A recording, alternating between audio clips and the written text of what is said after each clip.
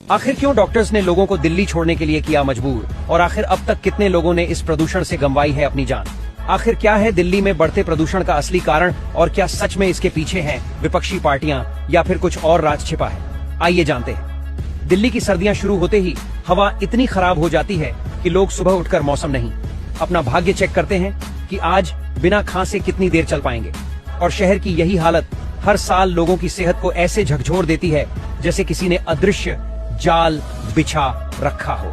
जिसमें बच्चे, बड़े, बुजुर्ग सब फंस जाते हैं। डॉक्टर लगातार बता रहे हैं कि ये हवा सिर्फ गले में जलन या सांस फूलने की बात नहीं है, बल्कि दिल, दिमाग, फेफड़े, प्रेगनेंसी, इम्यून सिस्टम हर चीज पर वॉर कर रही है। और ऐसी हालत हो चुकी है कि अस्पतालों में रोज सैकड़ों लोग सिर्फ सांस से जुड़ी दिक्कत लेकर पहुंच रहे हैं, जिनमें से कई तो ऐसे हैं जो पहले बिल्कुल ठीक थे, लेकिन पिछले कुछ हफ्तों में उनकी हालत बिगड़ती गई। एम्स के डॉक्टर बोल रहे हैं कि मरीजों की संख्या इतनी तेजी से बढ़ी है कि ओपीडी का हर सेक्शन पूरा भर जाता है, और दिन में 500 के आसपास लोग सिर्फ सांस की दिक्कत लेकर पहुंचते हैं, जिनमें से 30% ऐसे हैं जो पहले दवाइयों पर स्टेबल थे,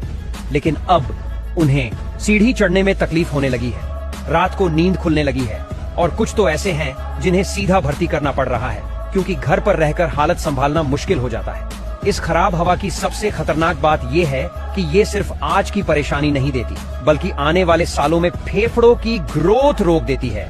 दिमाग को कमजोर करती है और लाइफ की कुल अवधि घटा देती है।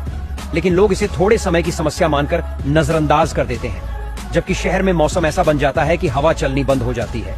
धूप कम हो जाती है, और धुएं, धूल, पराली और धुंध के कण ऊपर ही अटके रहते हैं, जिससे पूरा शहर एक ऐसे गैस चैम्बर जैसा लगता है जिसमें खिड़की खोलने पर भी ताजी हवा नहीं मिलती। डॉक्टरों का साफ कहना है कि घर में एयर प्यूरिफायर रखकर और बाहर मास्क पहनकर थोड़ी राहत मिल सकती है, लेकिन ये असली समाधान नहीं है,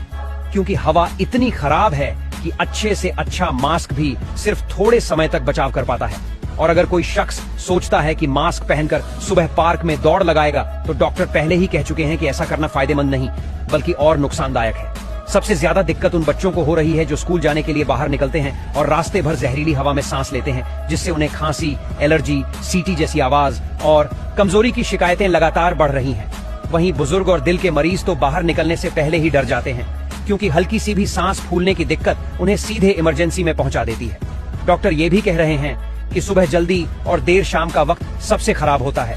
इसीलिए अगर बाहर जाना ही पड़े तो 11 बजे से दोपहर 2 बजे के बीच जाना थोड़ा सुरक्षित है।